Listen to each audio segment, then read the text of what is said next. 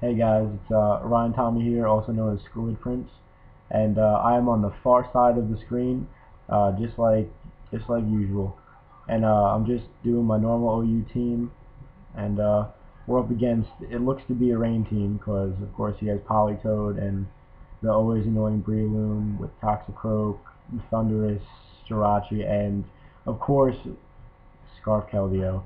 So he brings out Tornado first. I start out with Aerodactyl. I just go for a Rock Slide, end up taking him out. He ends up bringing in Jirachi. I go for the Earthquake. Right now, I'm not even concerned with getting my rocks up. I'd much rather just cause a little destruction. And my sash is also still intact. However, he does T-Wave. So now, looking out for body slams and everything. He ends up bringing in his Breloom. My sash is still intact. His Toxic Orb activates, and he subs.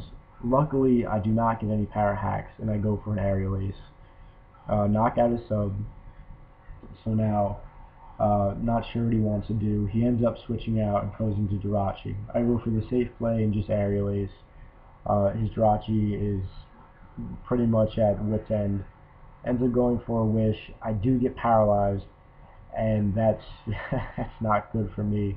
So he's wish passing, but he ends up going into his Polytoad, which the wish wouldn't have passed anyway.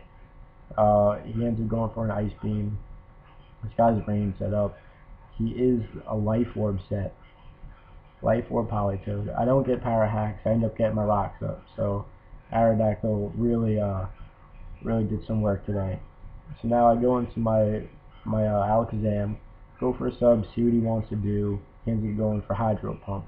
Like, alright, I can play this kind of safe. I can keep subbing and see, hope Hydro Pump misses, which it does. So now I get a free sub up, go for Psychic, and oh my goodness, is Polytoad bulky. So I'm not going to risk going for sub, missing, or everything. So just take him out with a Psychic. Now he brings in the Keldeo, ends up going for a Hydro Pump. He outspeeds, which definitely confirms that he's Scarf, because I am running max speed on my Alakazam. So now he brings in the Toxicroak. On the switch, I go for a T-Wave, paralyze him.